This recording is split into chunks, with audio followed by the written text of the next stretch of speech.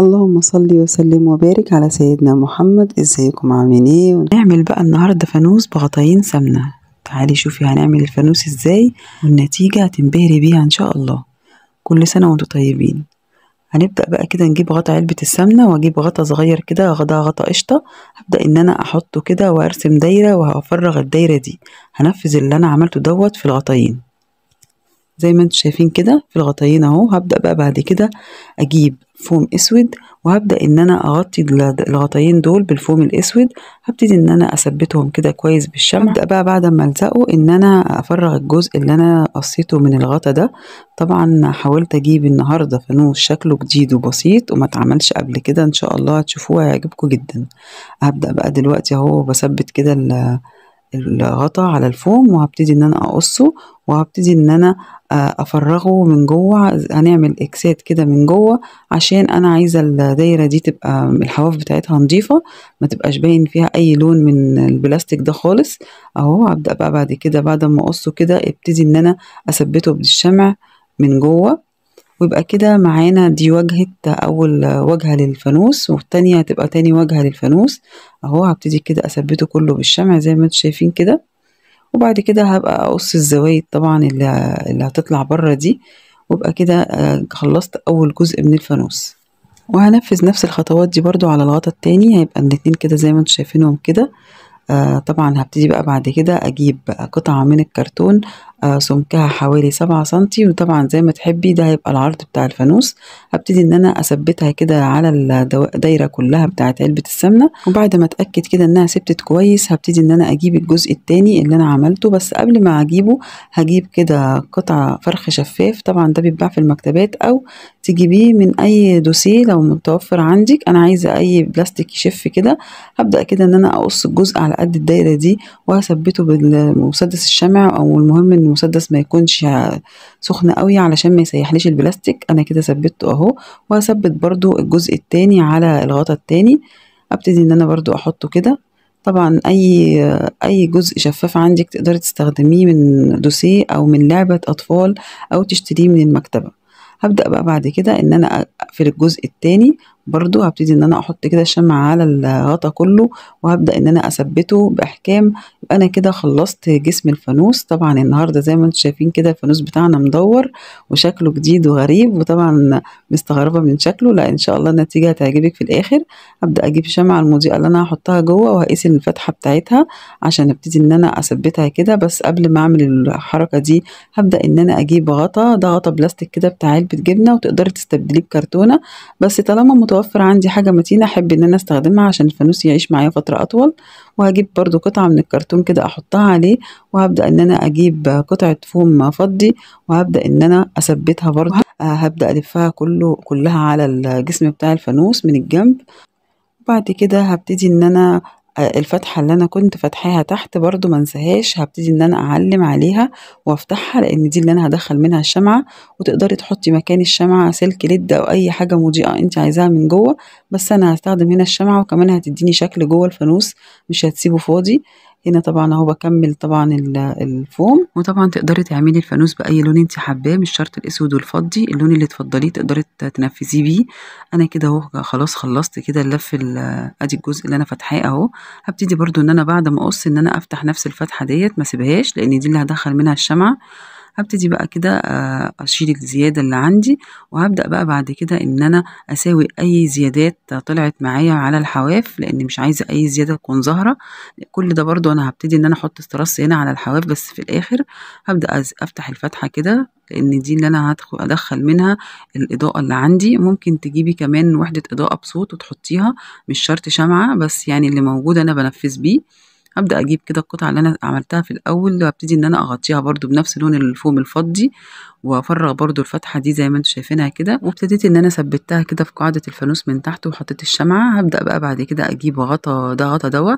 هبتدي إن أنا ألف حواليه من فوق كده الأسود والجوانب هعملها فضي دي هحطها كده في الجزء العلوي من الفانوس. هبدأ بس كده ان انا اساوي كده الحروف، وبعد كده هبدأ ان انا اغطيها من الجناب بالفوم الفضي عشان تبقى فيها نفس الوان الفانوس اللي هو الفضي والاسود. هبدأ كده الف حواليها الفوم الفضي. طبعا كل الخطوات لحد دلوقتي سهلة وبسيطة، وكل الخامات متوفرة. الفوم متواجد في المكتبات، وده غطا وغطيان علب السمنة ما ترميهاش. انا ليه استخدمت غطيان علب السمنة؟ لانها متينة، عكس برضو لو انا حطيت كرتون. بس لو مش متوفر عندك غطيان العلب، تقدري ان انت تستخدمي مكانها بنفس المقاسات كده كرتون، وبرضو هيبقى بنفس المتانة، بس البلاستيك هيعيش اكتر. هبدأ كده بقى ان انا اجيب الجزء دوت، وهبدأ ان انا الزق عليه استراس فضي. دي هعملها اليد بتاعه الفانوس، حبيت ان انا ادخل فيها برضو استراس عشان تبقى كده متينة. هبدأ كده ان انا اساوي الزيادات اللي حواليها، وهبتدي ان انا الزقها على الغطا اللي انا عملته. هبتدي بقى ان انا اجيبها كده واجيب الغطا، وابتدي ان انا اثبتها من الجنبين. دي هتبقى اليد يد بسيطة كده وصغيرة. هبتدي ان انا اثبتها علشان في الاخر هثبت القطعة دي كلها على قمة الفانوس من فوق. هبدأ كده بس قبل ما اثبتها هلف حواليها استرس من فوق ومن تحت، وتقدري تستخدمي اي استرس او اي شريط تزيين موجود عندك واي لون تحبيه طبعا. هبدأ بقى كده ان انا برضو اعمل الجزء اللي تحت. اتمنى بقى لو عجبكم فانوس النهارده تشتركوا في القناة وتفعلوا زر الجرس عشان يوصلكم كل جديد بقدمه، ولايك وشير للفيديو عشان يوصل لاكبر عدد من الناس. هبدأ بقى اهو زي ما انتم شايفين كده هثبت اليد بتاعه الفانوس على الغطا من الجنبين. وبعد ما اثبتها كده هبتدي ان انا اثبتها فوق الفانوس. احط برضو كمية شمع كده كويسة، وابتدي ان انا اثبتها كده من فوق. طبعا الشمع مع الفوم بيلزق جامد جدا، فما تقلقيش. اهو زي ما انتم شايفين ابتدى الفانوس شكله يظهر. فاضل بقى اللمسات الجمالية اللي انا هحطها عليه. هبدأ ان انا اجيب هنا كده لولي اسود. اخترت اللون الاسود علشان خاطر لايق طبعا مع الفانوس. تقدري طبعا على حسب اللون اللي انت هتعملي تبتدي تحطي اللون. هلفه حوالين الغطا كله، كل الغطا من داير كده زي ما انتم شايفينها. وهبتدي ان انا اجيب بقى هنا كده استراس زي اللي انا حطيته، بس انا حطيت كده هنا دورين. هبتدي ان انا الف كده الدورين دول حوالين الحواف كلها بتاعه الفانوس من بره ومن جوه ومن اليمتين طبعا. وكمان هبدأ ان انا اقص كده شكل هلال كده والزقه من اليمتين عشان احطه كده فوق الغطا بتاع الفانوس. وهقص برضو نجمة وهلال تاني هزين بيهم الفانوس من بره.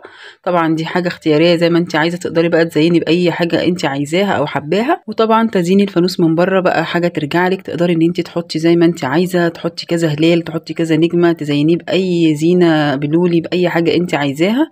انا هنا اكتفيت بس كده بالهلال والنجمة اللي فوق، وهحط نجمة تحت كده زي ما انتم شايفين. وبكده الفانوس يبقى خلص معايا. يا رب يكون عجبكم. وهننوره بقى كده اهو. طبعا تقدري تحطي فيه برضو سلك ليد من جوه، بس انا شايفه ان الشمعه مدياله شكل طبعا وماليه الفراغ اللي جوه. يا رب.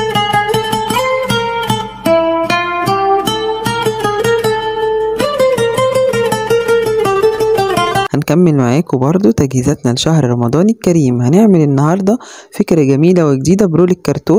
انا هنا استخدمت رول الكرتون اللي بيبقى جاي في الاستيكر، اي شكل ستيكر طبعا. هنا انا ابتديت ان انا اقيس كل قطعة تكون 15 سنتي. هبتدي ان انا اقسمه على حسب طول الرول اللي معايا وعلى حسب طول الفكرة اللي انا هعملها. طلعوا معايا كده الاربعة. هبدأ ان انا اعمل خط كده في الوسط كده، وبعد كده هبتدي ان انا اعمله مقابله الناحية التانية عشان اقصه يطلع المقاسات متساوية. هيطلعوا معايا كده اهو 8 قطع. هبدأ ان انا اجيب قطعة من الورق وهبتدي ان انا اتنيها كده، وهرسم كده الشكل دوت اللي هو زي بوابة صغيرة كده. انا هنا مش محتاجة باترون ولا حاجة، مجرد ان انا بقص الشكل ده كده، وبعد كده هبتدي ان انا اثبته على الكرتون. هو عرضه حوالي سنتي ونص. وبعدين هبتدي ان انا افرغه في كل القطع اللي معايا. انا هنا فرغته لحد تحت طبعا عشان اقدر ان انا افرغه. انا هنا كنت محتاجة سنتي تحت ان انا اسيبه، بس عشان اسيبه كان هيتعبني جدا في القص. وهبتدي استخدم رول خيامية، او هبتدي ان انا اقص القطعة كده على قد قطع الكرتون اللي معايا. وبعدين هبدأ ان انا الزق الجزء اللي انا اصلا كنت المفروض اسيبه تحت كده باللزق عشان يبقى ثابت معايا وكل المقاسات متساوية من تحت. هبتدي بقى ان انا اثبت الرول. طبعا اللزق ما ينفعش لوحده، انا هثبته بالشمع برضو عشان يبقى ثابت معايا اكتر. هبدأ بقى ان انا كده اساوي القطع الزيادة، وهبتدي اطبق كل اللي انا عملته ده على القطع اللي معايا. وهبدأ كمان اقص الجزء اللي في النص اللي انا سايباه ده ومفرغاه. هبتدي ان انا اقصه من الوسط كده، وبعد كده هتنيه باللزق كده على الجنبين عشان ابين التفريغه اللي انا عايزاها او الشباك اللي انا عاملاه للقطعه. وهبتدي اطبق كل اللي انا عملته ده على كل القطع طبعا اللي معايا، اللي هم ال8 قطع.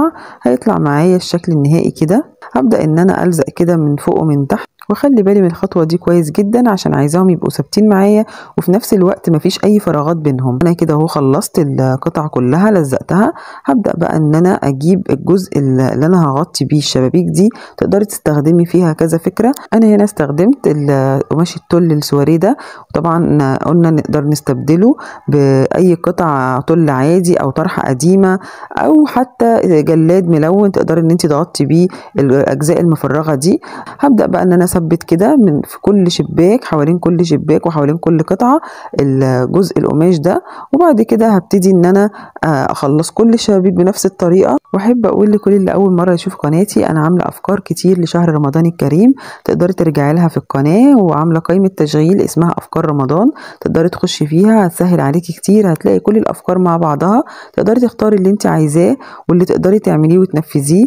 طبعا احنا داخلين على شهر رمضان وبنحب نعمل ديكورات جميلة لشهر رمضان، بتعمل اجواء كده رمضانية جميلة جوه البيت. فتقدري ان انت تنفذي كذا فكرة وتبتدي ان انت تغيري بيها شكل البيت. طبعا انا هنا كده خلصت خلاص لزق القماش. هبدأ بقى ان انا اثبتهم كده مع بعض زي بالظبط ما ثبت كل قطعة. وهبتدي ان انا اجيب قطعة كرتون، هعمل مقاسها اكبر سنتي واحد من القطعة اللي انا عاملاها. هبتدي ان انا استخدم كده قطعتين الزقهم في بعض عشان اعمل سمكة كده للكرتون. وهبدأ ان انا اغطيها بالفوم الذهبي. اخترت الفوم الذهبي هنا عشان يظهر معايا اللون الاحمر، وتقدري طبعا تستبدلي اللون الفوم باي لون تحبيه. هبدأ بقى ان انا كده الزقه كده واقص الزيادة، وهبتدي ان انا برضو اجيب شريطة رفيعة من الفوم، وهبدأ ان انا الفها حوالين قطعة الكرتون، زي واجيب قطعة كده من الفوم الفضي او الذهبي حتى، والفها حول الشمعة اللي انا هحطها للاضاءة، علشان انا عايزة الشمعة تبقى ثابتة معايا ما تتحركش. فانا هثبت الجزء ده كده في وسط القاعدة عندي، هيبقى معايا بالشكل ده كده. اقدر بقى ان انا احط الشمعة ولو حركت ما يتحركش معايا. ابدا بقى ان انا اثبت بقى الجزء ده كده. هبتدي ان انا الف على الدوران كله من تحت شمع، اخلي بالي عشان ما يطلعش معايا زيادات. وهبدا بقى ان انا اثبته كده في الوسط. ان انا اجيب شريط تزيين ذهبي، وتقدري تستبدلي شريط التزيين دوت بقطعة من الفوم ذهبي برضو. تقدري ان انت تقصيها شرايط كده وبرضو تثبتيها على حرف القطعة من فوق كده. واخلي بالي من الدورانات دي، اثبتها كده كويس عشان يطلع معايا الشكل النهائي جميل. هبدأ ان انا اخلص كل تقفيل القطعة كده كلها من فوق بشريط التزيين، وابتدى يظهر معايا الشكل اهو. طبعا هو زي فانوس او وحدة اضاءة كده هتتحط ديكور على اي ترابيزة. وهبدأ ان انا اجيب استراس ذهبي، هبتدي ان انا الفه حوالين الشبابيك اللي انا عاملاها دي كده. اخلي بالي واحط طبقة شمع خفيفة جدا، وهبتدي ان انا اظهر كده شكل الشباك زي ما انا كنت قصاه. هبتدي بقى ان انا اجيب قطعة من الكرتون مقاسها اقل من القطعة اللي تحت، وهبدأ اجيب غطا كوبايات العصير. هبدأ ان انا الف دوران كده حواليها. انا عايزه افرغ الجزء ده، وبعدين اغطيته كده بالذهبي. وهبدأ بقى ان انا اثبت الغطا هنا علشان انا عايزه الجزء ده يبقى شفاف معايا. هثبته كده، وطبعا لازم الشمع يبقى سخن قوي عشان ما يسيحش البلاستيك. هبدأ برضو ان انا اجيب شريط التزيين اللي انا استخدمته في القطعه اللي فاتت. هبدأ برضو ان انا اثبته هنا حوالين الدوران ده كده. يا ريت الشمع بنبه ما يبقاش سخن عشان ما تلاقيش البلاستيك ساح معاكي، تبقي شايله الفيشه بس قبليها بشويه، وتبتدي ان انت تثبتيه حوالين كل الغطا كده. هيبقى مدي شكل معايا حلو ويبروز كده الغطا. وابتدي ان انا اجيب الخرزة الخشب دي، وابدأ ان انا الف عليها برضو شريط التزيين الذهبي. وبعد كده هبتدي ان انا الزقها كده على الغطا من فوق. وطبعا ممكن برضو تستبدلي الخطوة دي بالفوم. هبدأ ان انا احطها كده، وبعد كده هبتدي ان انا اجيب الاستراس الذهبي والفه حوالين الغطا من هنا عشان يبروز معايا الغطا من فوق. الفكرة سهلة وبسيطة، وطلع ديكور شكله حلو في الاخر. وهنشوف دلوقتي لما نحط جواه الشمعة وننوره هيبقى شكله جميل ازاي. هيعجبكم جدا ان شاء الله. وكمان انا حبيت اعمل القاعده كده ارجل كده. حبيت ان انا احط كده الخرز الخشب اللي انا استخدمته كده في الغطا. حطيت كده 3 عشان يعمل معايا كده رجول كده للقطعه اللي معايا، ويبقى عالي كده عن الترابيزه. ابدا بقى احط الاضاءه اللي انا هحطها. انا هنا حطيت شمعه زي ما انتم شايفين كده، هو نور شكله جميل، وطبعا هيبان كمان قوي في الضلمه. وتقدري تحطي هنا سلك ليد او فرع نور زي ما انت عايزه. المهم ان انت تحطي فيه اضاءه شكله جميل وديكور رمضاني جميل وجديد. رب يكون عجبكم ان شاء الله، وده شكله النهائي. انتظروني في افكار كتير ان شاء الله، وكل سنه وانتم طيبين.